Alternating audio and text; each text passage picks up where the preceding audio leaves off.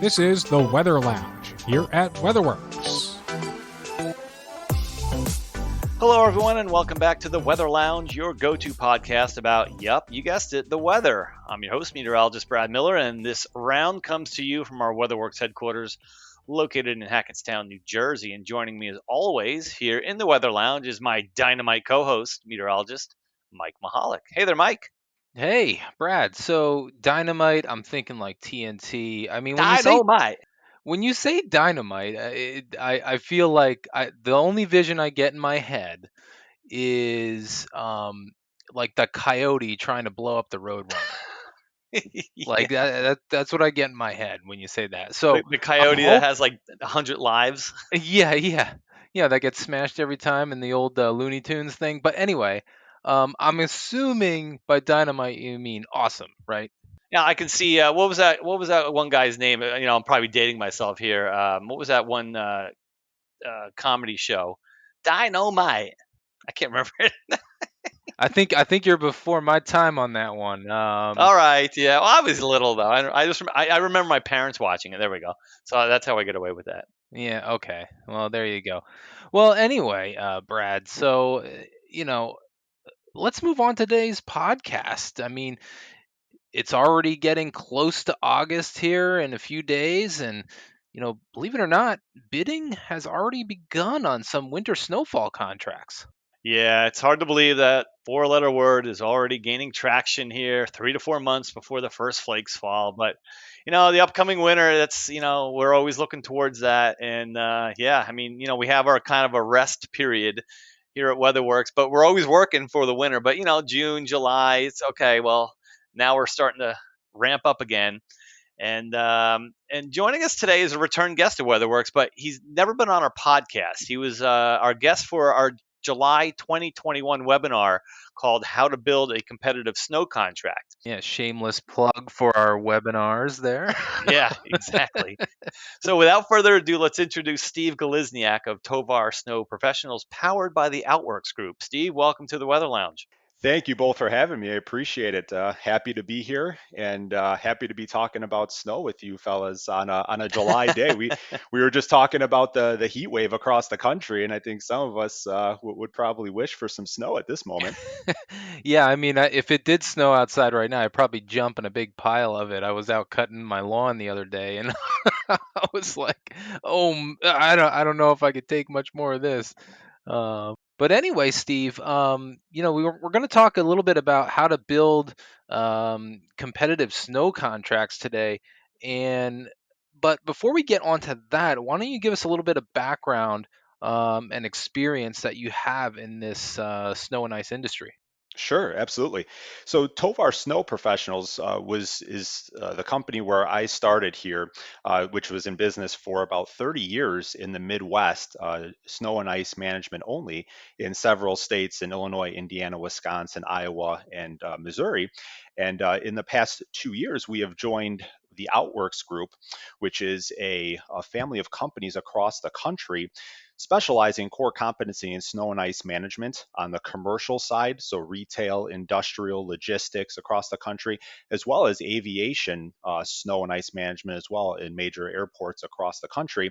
And in addition to that core competency, snow and ice management, we also, within our family of companies, have abilities and companies that perform landscaping services, commercial, industrial, retail, et cetera, sweeping services, catch basin cleaning, paving, et cetera, across the country. So Tovar being part of that commercial snow arm of the family of companies, we're glad to be a part of the Outworx Group. We have a vast reach across the company as one of the leading and largest exterior facilities maintenance companies across the country, and have a great group of companies as a part of our family in various regions: Texas, Florida, Utah, the Midwest, the East Coast, that can service and be partners in a majority of the exterior services industry. And we'll get into like the different kinds of snow contracts, because you mentioned a lot of parts of the country, and I'm sure they vary in different degrees because snow removal, of course, varies depending upon where you live. But kind of a vague question, but I think you can explain it, I'm sure, better than anyone else. So what exactly makes a good snow contract? Explain to our listeners, why a good snow contract is important, and the extent of one for the winter season. So that's a loaded question, and a bit subjective, right? A lot of different opinions, but the few things that come to my mind, Brad, is as far as what makes a good snow contract is a lot of it is around the expectations and the scope of work to start with. So understanding in partnership as a vendor, partnering with a client, as far as understanding what that expectation is for that facility, because as you mentioned, depending on the region where you're at, there might be different things that are important to different people in different parts of the country. So in the South, a major component of snow and ice management is ice. In the states, Tennessee, Kentucky, and some of those southern states that see minimal snow, but they see a lot of ice. That might be really important to them there. Up in the Northeast, we know the term nor'easters. A lot of big snow events, a lot of inches at one specific time. A hot button there might really be, how do we attack blizzard contingency and nor'easters? And that really not so much in the South, because their concern is more of the freezing rain and ice because of the variable temperatures. Midwest, we talk about lake effect snow. That might be a hot button there. So as far as regionally, really understanding what the expectation is going into, learning the site specifically. What are the hours of operation? What are the main components of the business that they do? From a commercial standpoint, what do they do? When do they do it? How do they do it? What are their expectations? So understanding that to be able to put together a successful snow contract and partnership, I think is number one. Number two is, I would say, is equal risk. We talked about landscaping and snow removal. It's a great example, but very different from landscaping. So putting together a landscaping contract is more of a routine regimen service. So I can predict, again, based on region, let's say if we're in the Midwest, that we will mow the grass 28 times a year, let's just say, for example. We will mulch once, we will fertilize 7 times. We can predict that, and it will happen on a weekly basis. Well, for snow, very, very different. As you know, being meteorologist, we're solely reliant upon the weather and what Mother Nature and patterns should dictate. That dictates the services we provide. So, looking at the contracts from a setup standpoint, as far as that equal risk between the types of contracts that are best for the client and equally agreeable and amicable for the vendor as well. And those are really best discussed in person. That's one of the components that we really like and prefer, is when we have those in-person meetings face to face, where we can really learn the client, they can learn the vendor, as well as touch, feel the site, and understand the operation on the property. So that part of it being a component to a good snow contract, I think is critical as a part of the process. And then the last thing I'd say is timing. Timing really in this industry is everything, because we operate on a very tight window. So snow wraps up, as we know, in most regions in the month of April or so. Then we have May and June as kind of off months, and that's usually when we start to see a lot of, as you mentioned in the beginning, a lot of the bidding process starting. So there's a tight window between bidding, awards, and setup. So we have a really tight window. So the timing aspect of when a snow contract is put out for bid, when it is awarded and set up is extremely critical. So you got about a 1 month window to take a vacation, then it sounds like. That's about it, right? In the snow industry, you have about 4 weeks. Yeah, get Yeah. it all in now, and then it's right back to work.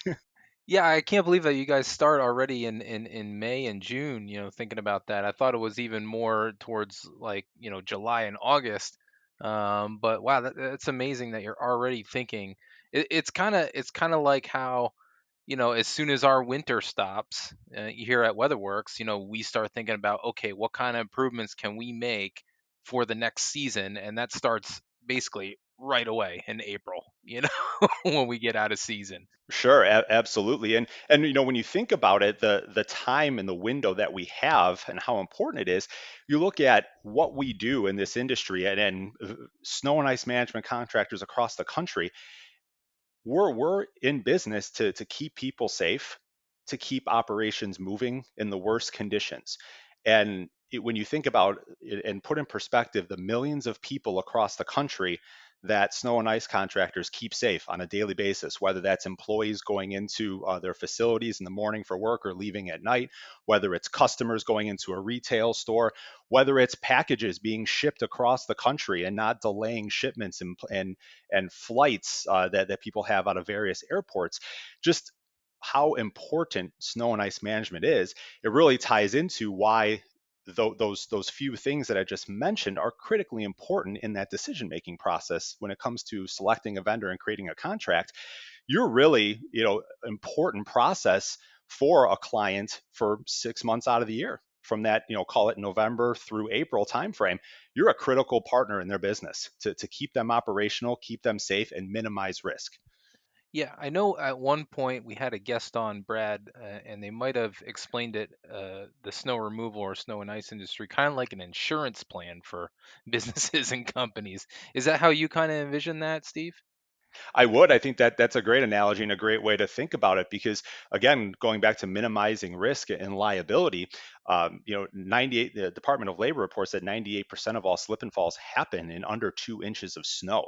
So when you look at selecting, a vendor and also a service level, and we'll get to that point, I'm sure, later in the podcast. But when you talk about service levels as well, selecting what is right for that client and for that facility and their operation, making sure that that insurance policy is set up properly to ensure that, again, we are minimizing the risk for their employees and their operation on site.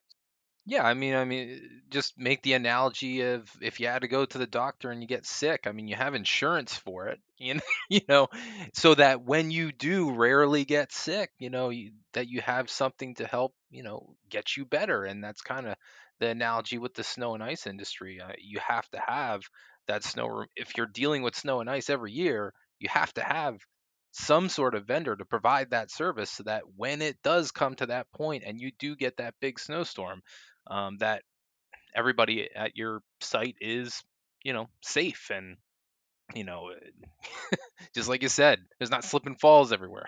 What 100%. We call it a necessary evil sometimes, snow and ice management. Nobody likes it, but we know that it's essential, and it's essential to people's business in most regions across the country in the northern above the Mason-Dixon line.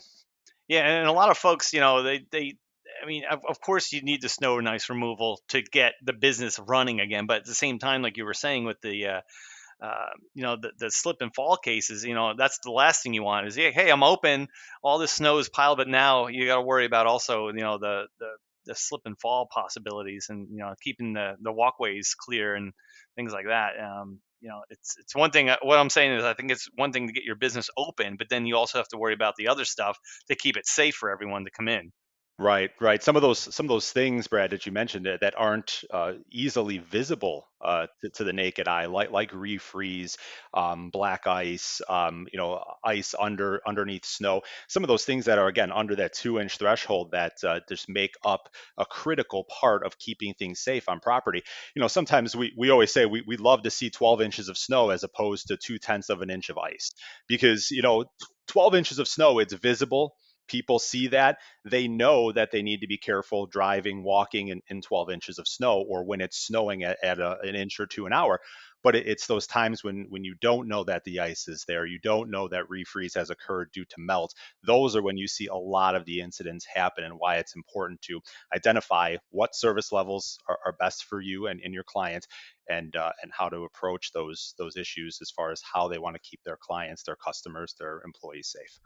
And the one thing you were talking about before, and I'll tell you, before I started at WeatherWorks, I never even thought about a forensics part of weather, where they go back and recreate slip and fall, just like an accident with the police and things like that.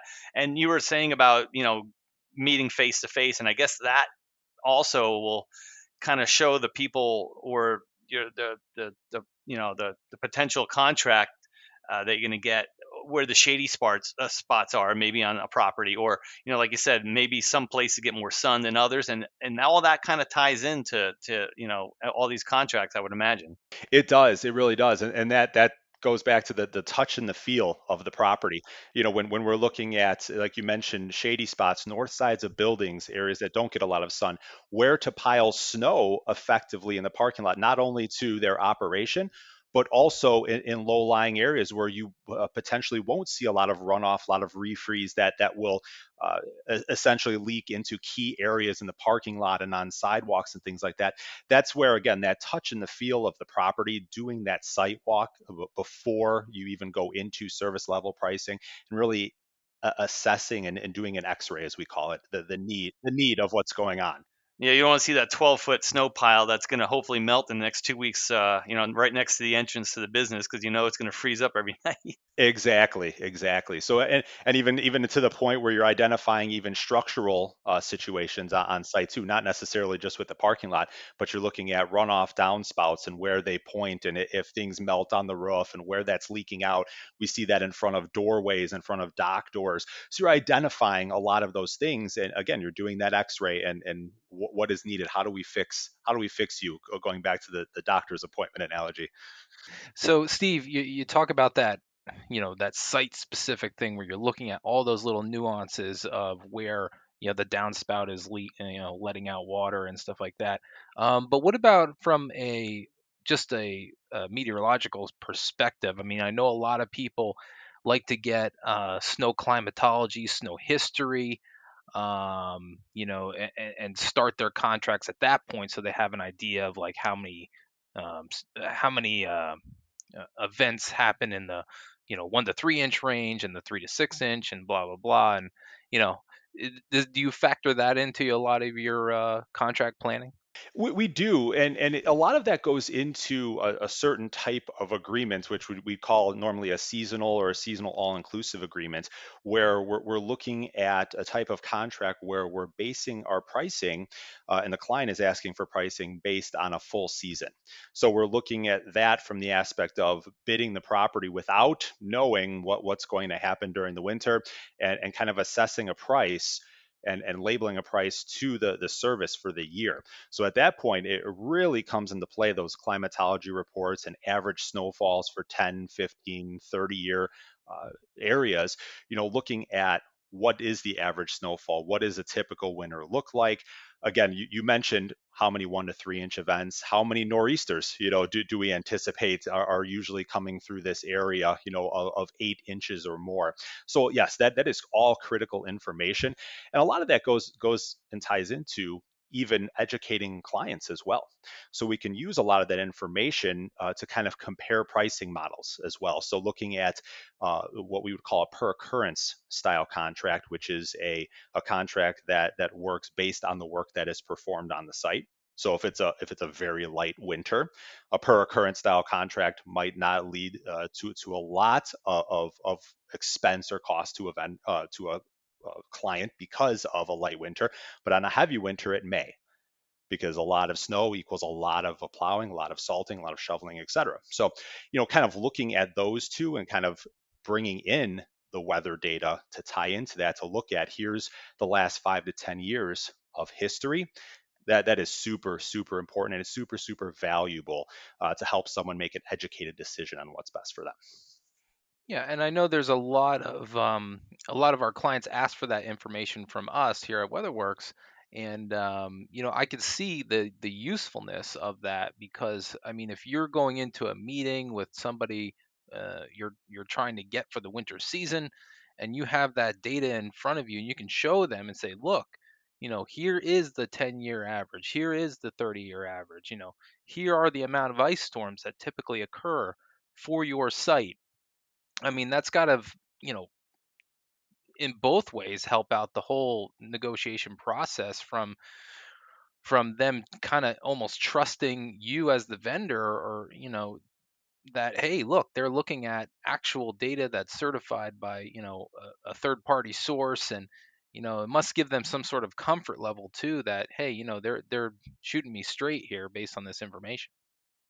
Exactly. Extremely important, because a lot of those decisions are predicated on the data. It really is. And it's all historical, because again, going into snow removal and into the year, nobody has that crystal ball, right? We want to pinpoint it as best as we can, and part of that is your job, and why we rely on WeatherWorks in certain cases to help us forecast what does that winter season look like. But no one has that 100% crystal ball that's going to show exactly what the winter is going to be, how many ice events, how many snow events and or inches are we going to see this year. So a lot of that data that we have historically, it's all based on an average. And when we mentioned back in the beginning about risk, looking at the contract styles, what is an educated risk on both ends that's equal for the client as well as the vendor when it comes to contract styles, and making it an amicable agreement between both parties on what is best and what is fair based on weather conditions. So, Steve, we started talking a little bit about the different kinds of snowfall contracts. There's, per push, by amount, seasonal, that sort of thing. So we'll talk about the different types of snow contracts after we take a quick break, and we'll be back to talk with Steve Golyzniak from Tovar Snow Professionals. Since 2004, Crew Tracker software has enabled snow and ice management companies to save time, money, and resources with their comprehensive digital services platform.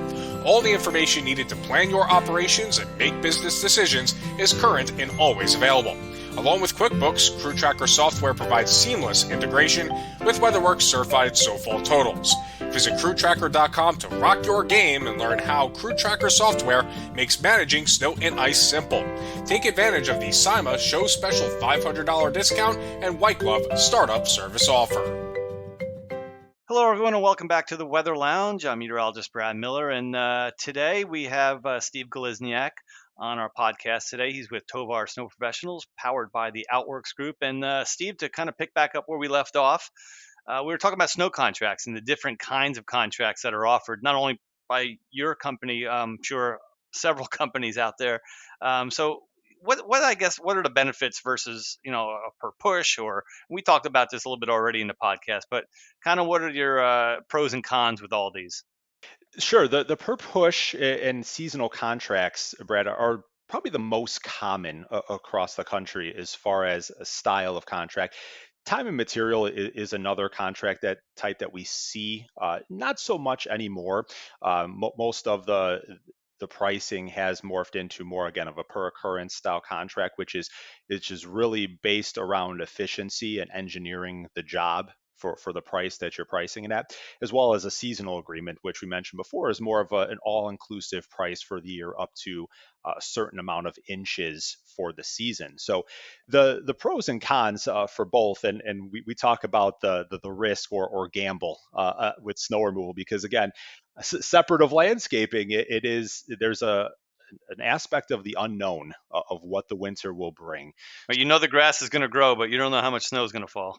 100% right. We can anticipate the frequencies of a landscaping service, but again, the uncertainty of a frequency of service for a winter season is a bit more of an unknown to us.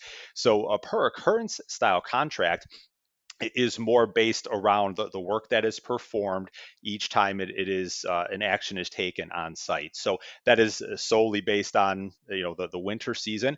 You can take snow averages, let's say from the past 15 years, and base around an average winter, and of course come up, if I'm a client, come up with what an anticipated spend could be for that. But again, a bit of an unknown or uncertainty. Will we have an average winter? Will it be well below average? Will it be well above average? So there's a little bit more of a gamble with a per occurrence style contract.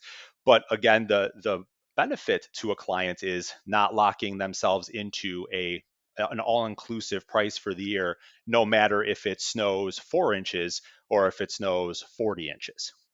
So there is a lot of room for volatility, as we call it.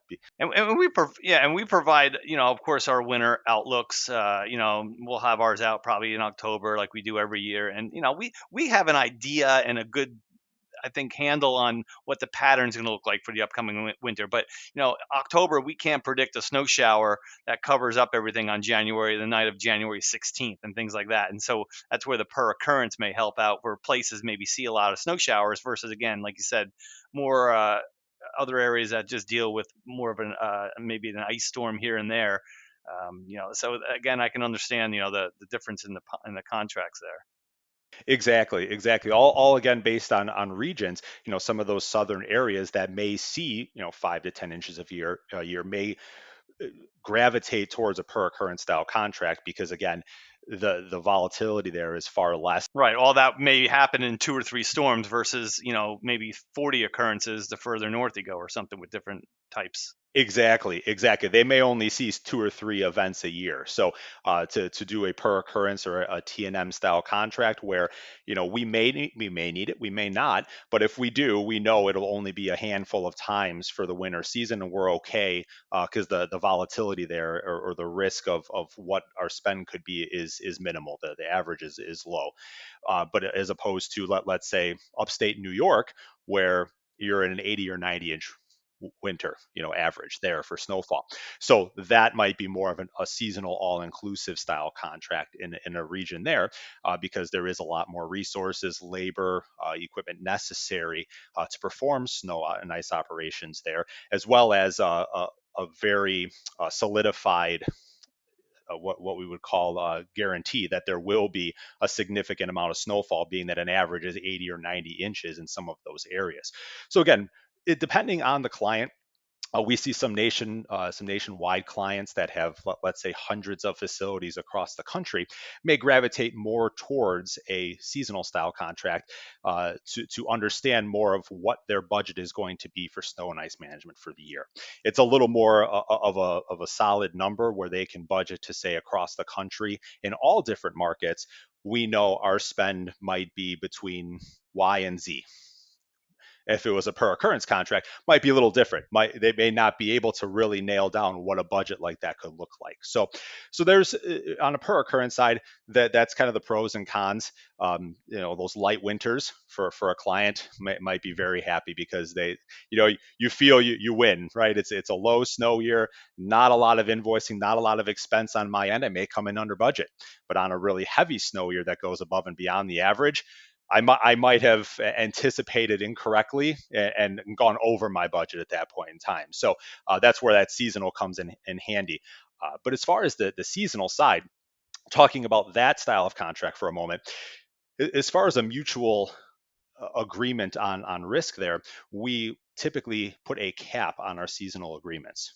So meaning that is an all-inclusive price for the season up to, let's say, for example, 45 inches of snow.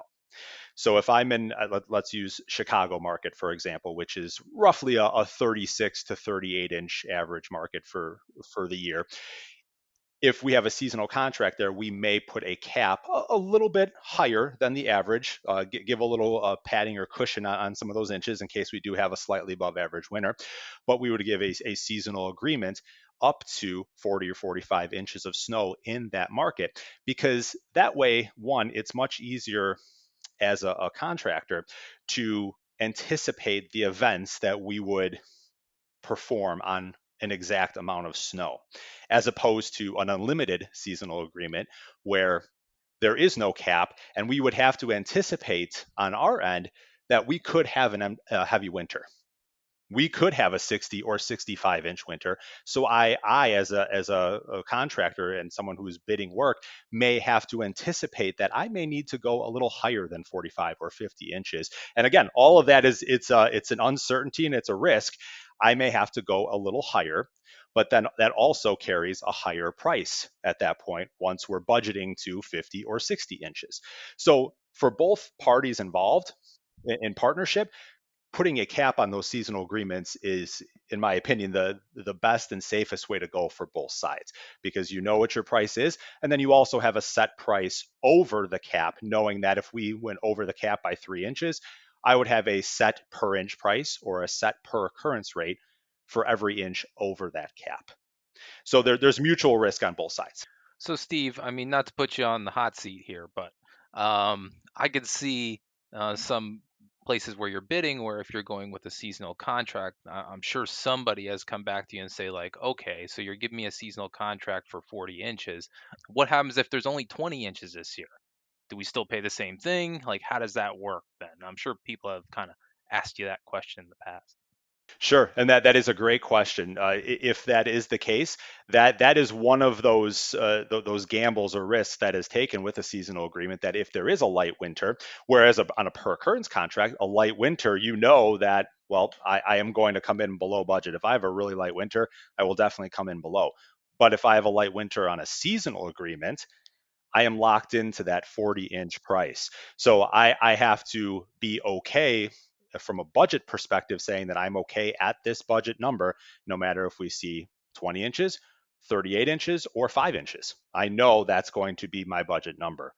So there's again, there's that gamble. I don't like to use that word too much, but that's really what it is, because it's an uncertainty. You're basing your decisions based on historical data, weather information from previous years.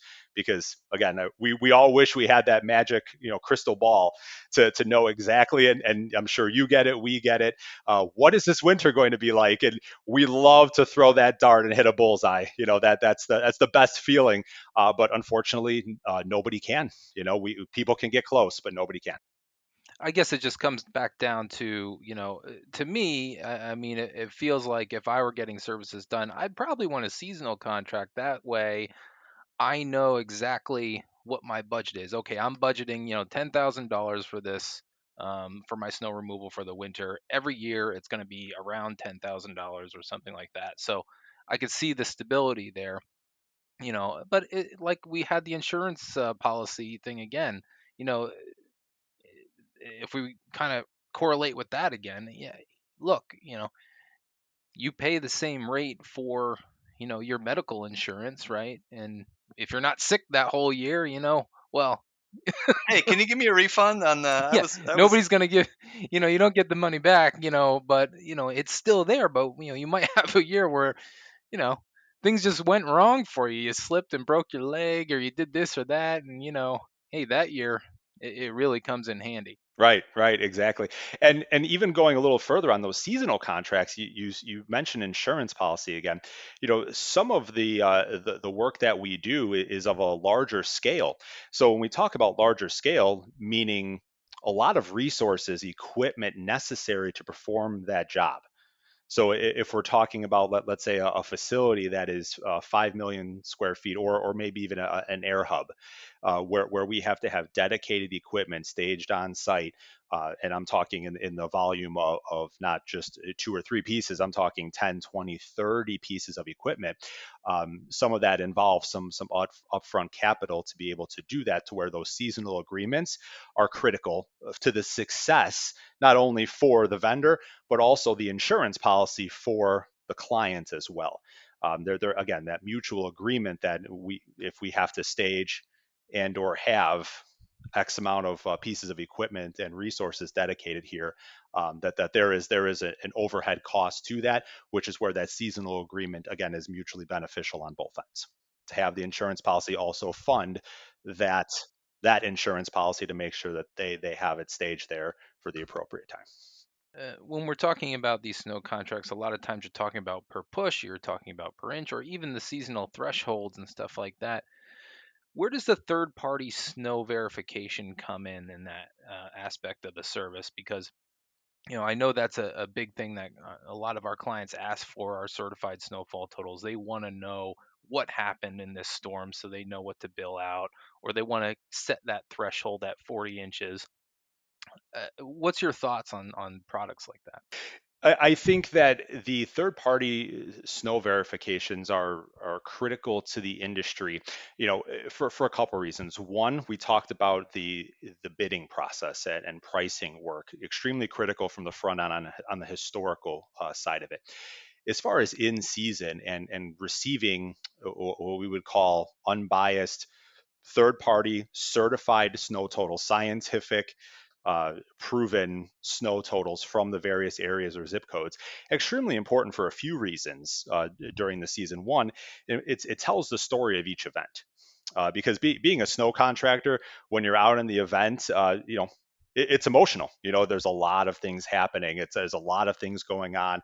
You know, conditions that are happening on site and the work that's being performed sometimes is typically overnight, where not a lot of folks are either awake on site, being able to see what's happening, how many inches an hour is falling, or the 30 to 40 mile an hour drifts that it's creating during the event or after the event. So it's extremely important to tell that story. And we rely on that information post events to be able to kind of validate invoicing, especially snow totals to seasonal agreements. Because again, going back to your point, Mike, to seasonal agreements, looking at inch totals, we are recording each of those inches up to that 40-inch cap. So having that certified data there available, that's not coming from the client and or the vendor, to validate that certified total is extremely critical to the success of that contract. And then the last thing I'll say about that is extremely important to come to an agreement on a common ground of where that information is coming from in the beginning before the season starts in the contract process, because we've seen it in certain situations where if that isn't discussed, there may be different snow totals or different information coming from different weather sources. And if that's not agreed upon ahead of time, that between the client and Tovar Snow, that our certified snow totals will come from WeatherWorks. If that's not agreed upon up front, that can be a contentious discussion in the middle of the season if you're not agreeing and hitting that head on in the beginning. So I would say that is an extremely important part and component to the process, is understanding where that weather information is coming from, because again, it is a very important part and component in that process in season, is where is it coming from. And I think it's important too to understand that these totals that are put out in certified reports are not biased at all. Like, we are looking at the facts here of the totals that we're getting from various observers around the region. So, even though you may see on your local news station, hey, there was, 20 inches here, we may have, you know, four other people saying, look, this guy's got 15, this guy's got 16 and a half, this guy's got 17, to kind of discredit that 20-inch report. So, it's not the certified highest amounts we can find, it's the it's the most representative amounts and most unbiased amounts that we find. I mean, I don't win something for having the most snow around town. you know you'd think it would be sometimes, and some of these big storms, it seems like, I don't want to point fingers at any observer of any kind, but it seems like there are times when um, people are just out there trying to find the highest amounts they can possibly find. It's like, oh, that guy found 20. Well, I'm going to find 21. And my homemade Sharpie ruler doesn't count. Yeah, so we've seen a lot of crazy things go down, and that's why we train our meteorologists to, really look at that data and really analyze how the storm went down so that we can get the most factual information out there, and not be swayed one way or another. Right, right. And we appreciate that, because while we love that guy with the Sharpie and the ruler, finding the highest snow total out there, we know that that's not realistic. That's not a scientific measurement. So relying on the experts to give us that actual scientific measurement, and same thing with weather reporting, that's coming from multiple, sometimes dozens of sources as a blend to give you what that actual total is, that has a scientific formula based behind it. And in our defense at WeatherWorks too. I mean, again, we are the third party. We're not making more off of the snow removers, and we're not making more off the property managers. We're in the business to be fair. And here's the amount that we think, or at least with our research and data that we use here, this is how much fell on this property. Who removed it and who owns that property is, again, that's out of our jurisdiction, basically. So something that is new to our service that we're trying to get out there is something called VeriFreeze. And what we try to do here, Steve, is we're trying to capture those events where refreezes occur after some snow melt, or if it rained and then it dropped below freezing, we're trying to create reports for our clients about that. So, is how does that sort of thing incorporate into your contracts? How do, rain events that freeze or snow melt events? I mean, I'm sure you have to account for that in some way, or is that just like an all-inclusive type thing? So great question. It's imperative on both ends, no matter what style of contract you have, to understand those components and if they are a part of the contract and contracted services that are agreed upon. Because outside of, as we mentioned before, outside of inches of snow, there's also an ice component that is built in, and it's important to discuss what happens in those cases, especially when you have a service level, let's say that is a trigger, meaning a half-inch trigger or a 1-inch trigger, or in some cases even greater, to where service uh, is not happening until we eclipse that trigger. So it's really important to understand the refreeze aspect, the ice aspect of what do we do in those cases, and also being able to forecast that. So, having a Verifreeze tool only benefits us and makes that process easier, because as we look at that, we're a 24/7 company during the winter season. Call it from October 1st all the way through the end of April, any months that it could snow. We are watching weather. We have meteorologists on staff. We are 100% in tune with weather across the country. So we're looking at those different pieces of data, looking at precipitation, when it happened, what the air temperatures are, what the ground temperatures are, what are the chances at this point in time that this could freeze overnight at a certain point when the temperatures typically do drop or get colder than 32 degrees. What is the ground temperature going to be at that point? As well as, we talked way back in the beginning about the north sides of the buildings that don't get a lot of sun. So there is a ton of guidance and information that our operations team and management have to pour over, and a lot of that needs to be done, boots on the ground on site, to be able to inspect what we expect, to see if that's actually happening and service is necessary. A lot of that can't be done from behind a computer. So we rely on that weather information as the first step to tell us, yes, it's 45 degrees today in Chicago. We have snow piles everywhere. There is snowpack on the ground. The sun is out. We are going to experience a significant amount of melt today in most of our parking lots, on most of our sidewalks.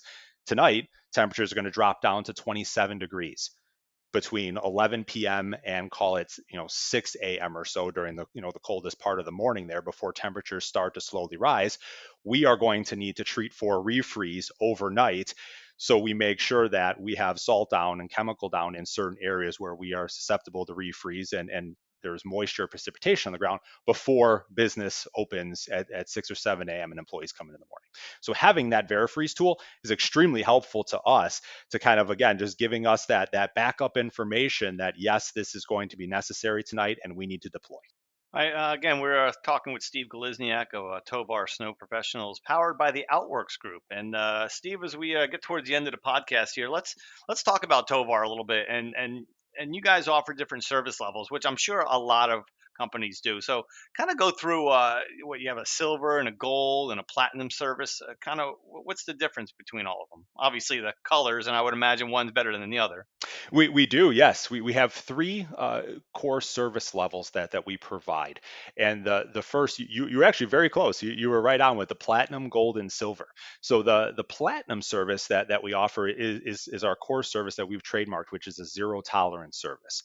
So in summary, from a zero tolerance aspect, we talked about ice and snow. That is treating and deploying for any type of precipitation that would create slick conditions on the property. Okay, so if we're talking about any type of accumulating ice, any type of accumulating snow, pre-treating is involved in our zero tolerance service. Thaw refreeze post-event is also involved in our zero tolerance service, as well as blowing and drifting conditions as well. Though those are some of the X factors outside of natural falling snow that are involved in our zero tolerance monitoring. So those types of services for our retail clients, for our logistics clients, a lot of our 24/7 facilities that require that around the clock monitoring. They're open 24, 7 days a week, and no matter what time of day or night, they will have folks there as far as employees, customers, whatever we're looking at as far as an industry, and we're treating and or plowing and servicing for any type of precipitation that could create those slick conditions. So that's kind of our zero tolerance services, all encompassing in that service level. And a lot of folks, a lot of our listeners may not realize, even though when you get a snowstorm, you know, let's say you get a 6-inch snowfall for Chicago, it all comes in about 4 to 5 hours. But the storm itself for you isn't 4 to 5 hours. It's probably 12 hours or so, because again, you got with the platinum servicer, you got to do the pre-treatment, you got to do the post-treatment, you got to do all the cleanup in between. So just because it snows for 4 to 5 hours doesn't mean that's all you're working, right? Exactly. Yeah. For a snow event, you hit it on the head, Brad. That typically you can add at least 4 hours onto each end of the actual snowfall, because there is prep time to get things ready and prep. There's pre-treating involved, as I mentioned, with treating with either liquid or a granular on site, and then monitoring to roll right into the event from there. Because from a zero tolerance service, there is no gap, there's no trigger. So as soon as those first flakes start to fly, we need to be there ready to perform services from there and keep things open and safe throughout the event. And then on the back end, you mentioned the few hours after that, you have your cleanup. Depending on the size of event and the expectation, there could be some removals and or relocation of piles on site if there's critical areas. A lot of the times we see that in our logistics facilities and truck yards where there isn't a lot of areas to pile snow. So we know that immediately following an event, we need to either remove, relocate, or even melt, because we do have an extensive and the largest fleet of proprietary melters across the industry. We do melting operations as well post-event, to include refreeze and all those blowing and drifting conditions that we have to monitor and treat even after the hours and days after the snow has even stopped falling. Yeah, I mean, there's certainly a lot more that goes into just plowing the snow and salting it afterwards. I can tell you that much. And I can tell you that much from experience too, because I used to do some plowing work in the past in my other job that I worked with a landscape company. And there's a lot more that goes into everything than just, hey, let's just plow some snow. Right, right. I talk to friends and family members, and when you talk about snow, it's like, oh, it snows, it falls, it's done, and you clean it Yeah, up. It's not no, really. there's so much more. Yeah. There's a science behind this that I can't even explain. What about maintaining your equipment, hooking up the trucks and loading up your salt and making sure your spreaders are working properly and What chemicals to use at certain times, eutectic temperatures. There's a whole science behind this that And then, of course, if it's a long-term event, you got to think about staffing and rest for the staff and things like that. I mean, I it's don't remember the rest for the staff when I used to plow snow. Let me tell you that much. I remember sitting at a, a local strip mall and just going like, "Oh my God, it's past 24 hours. I've been awake plowing this storm. You know, maybe I could hide behind the store for just a few minutes to, get a little, catch a yeah, nap. and then I'll be right back out. But then it, just keeps snowing, and I'm like, I got to keep the front of the store clear.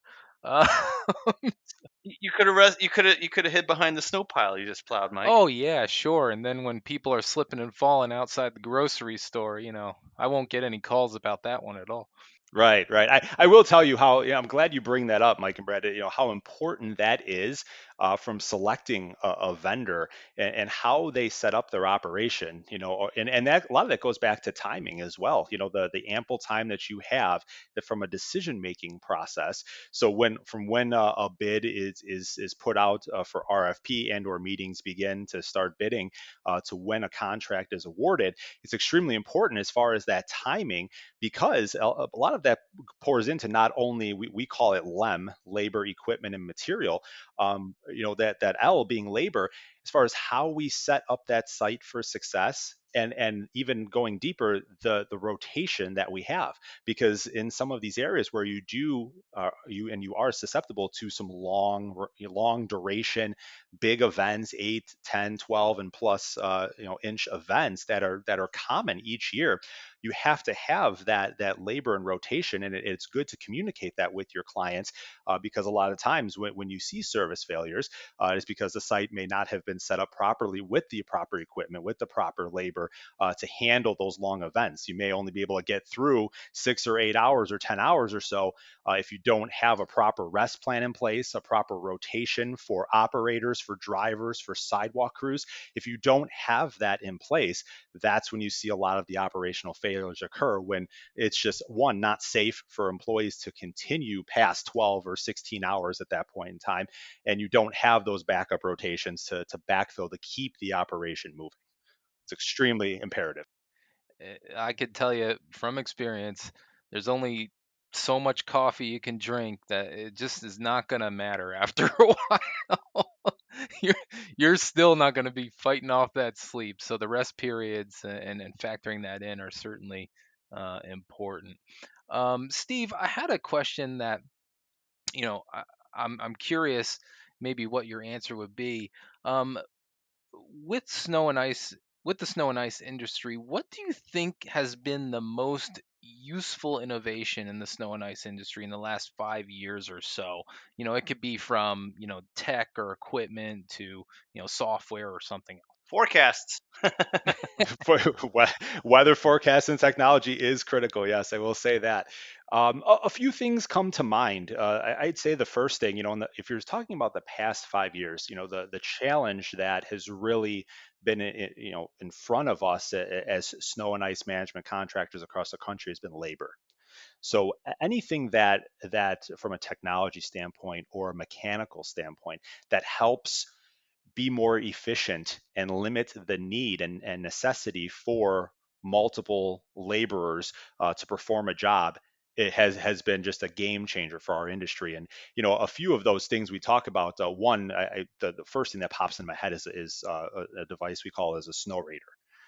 A snow raider is, if you, for those who don't know, looking at, yeah, everyone's seen a zero turn lawnmower, a landscaper that's on a zero turn lawnmower. It's a stand up, and they stand behind it and they mow. So a snow raider looks somewhat similar to that. It's a stand up machine and mechanical device, and it has a plow on it as well, and it also has spreading capabilities, some either liquid and or granular, and it is just an extreme game changer to our industry. The efficiency that one laborer or snow fighter has on a snow raider can do the job of 5 to 7 laborers in 4 hours or more, depending on the style of the property and the sidewalks that you're doing, if they're just long stretches. But that type of efficiency has really helped the industry with the shortage in labor, and that's due to many things, that the job market, COVID. There's a lot of things that have affected the labor market at this point in time. But innovations like that, and the continuing innovations that are going to be of that fashion, to make things more efficient, and less use of labor, is going to be extremely critical for our industry across the country. Um, Two other things that come to mind. One being melting operations. We talked about that very briefly, but when you're talking about limiting resources, limiting time and efficiency, for some of the mission critical sites that don't have the space, or airports that don't have the capacity to house, we call them just mountains and mountains of snow from 7, 10, 15 million square feet of pavement. Melting operations limits that's one, the space and resources needed to melt snow, and basically we like to say, make it look like it didn't snow. Within 24 hours of time, utilizing only 2 or 3 pieces of equipment, as opposed to 10, 15, 20 pieces of equipment if you had to load and haul that snow to a different location and or offsite property. So the melting operations for some of those large mission critical sites that can't have snow sit on the properties, that has been a huge game changer for us as we grow in that space and continue to expand as the leader in melting operations across the country. And then the last thing I'll say is any technology-based apps. As we all know, uh, most of our business and communication is conducted on a smartphone. These days, I don't even sit in front of my computer much anymore. You're out and about and you're working from your phone. 90% of all emails are read from our phone. People want information fast. And even now, going into 2022, a lot of work is being done from home. There may still be people at sites, but even some of the of our key contacts may work from home 99% of the time, and even on those weather days may absolutely work from home. They're not on site. So any technology-based apps where we can provide updates, pictures, speak 1,000 words, any type of information that we can get to clients fast and quickly to be able to inform them of conditions on site, show them conditions on site, and or validate even for invoicing conditions that have been taken care of on site. Technology-based apps are extremely critical and are growing astronomically across the industry. Yeah. I think those are some great answers, and I think I speak for everybody when I say that the snow and ice removal industry has improved vastly over the last, I'd say, like 20 some odd years, because I remember storms here in the Northeast, some big time nor'easters like the superstorm in 93 or the 1996 blizzard that happened here in the Northeast. And, things were shut down for days. But that doesn't even happen anymore. Even if you get this 2 foot plus type storm roll through, in a day or two, you're fine. I mean, it's like, roads are clear and you're ready to go.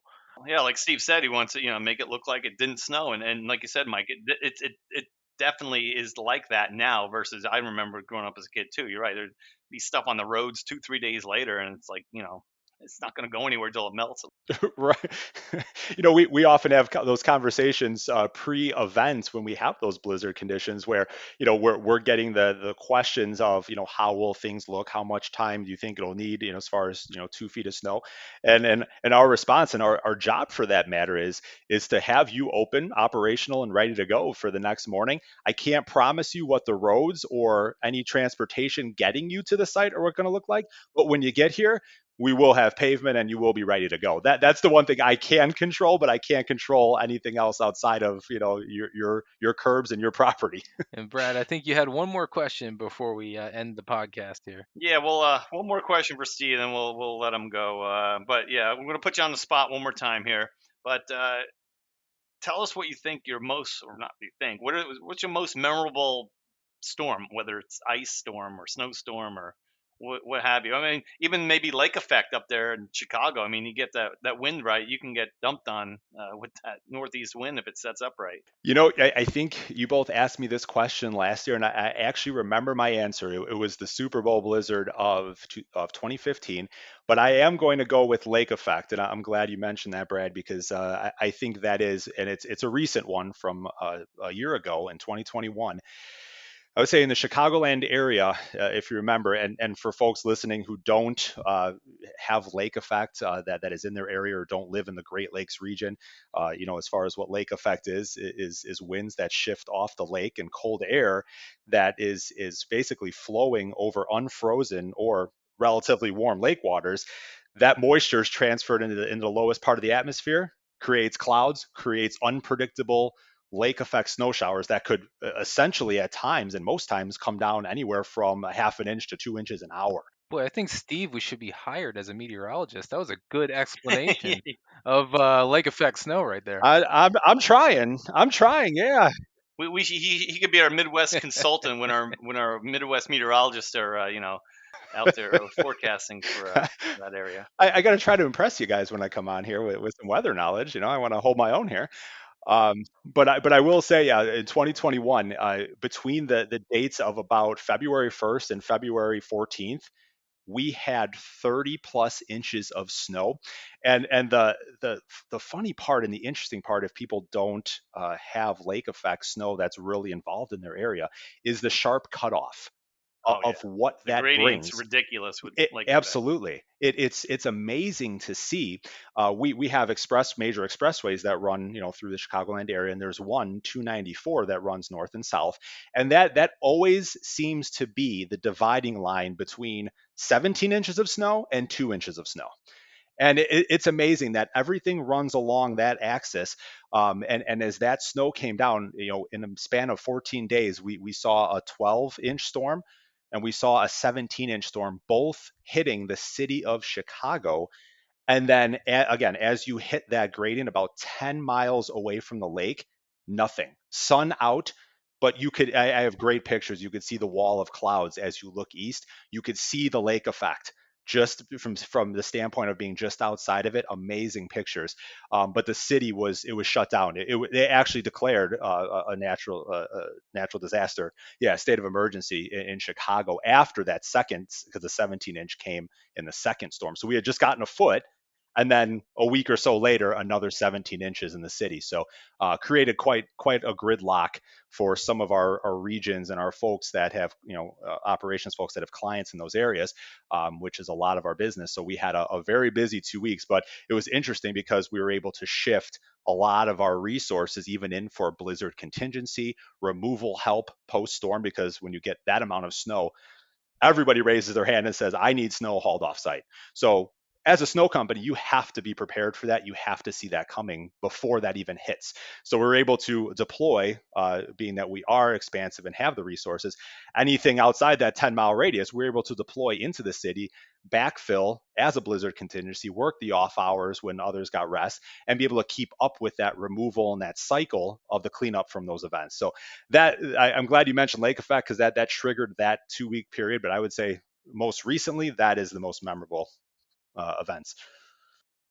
So, I mean, I think that basically wraps things up here for our podcast. So, hey, Steve, thanks a lot for coming out and being a guest here on the show. Yeah, thank you very much. Yeah, thank you for having me, guys. I appreciate it. Always great to connect with you guys again and talk snow again in the middle of July. We're one of the select group of crazy people that want to talk snow on July 20th. So it's a pleasure to be here with you That guys. and one of our meteorologists, Simon Wachholtz, can join you at the snow talk in the middle of July. He is a snow fiend. He will go to where the snow is. If he could make it snow every day of the year, he would do it. I promise. Oh boy. He travels to see snow. Wow, that is you have to be pretty crazy to do that. Yeah, even I need a break. I don't wish snow all year long. I need a break too. No, I think he'd be okay with it. But so if Simon, if you're listening to this show, shout out to you for being the most prolific snow lover that I know. Thanks for listening, everyone. Remember, we'll have a new podcast every 2 weeks here on the Weather Lounge. And also, please rate the podcast. This helps push our show forward. And don't forget to visit WeatherWorks on social media. And as always, find us at weatherworksinc.com. So that's all for this episode. And thanks again, everyone, for joining us.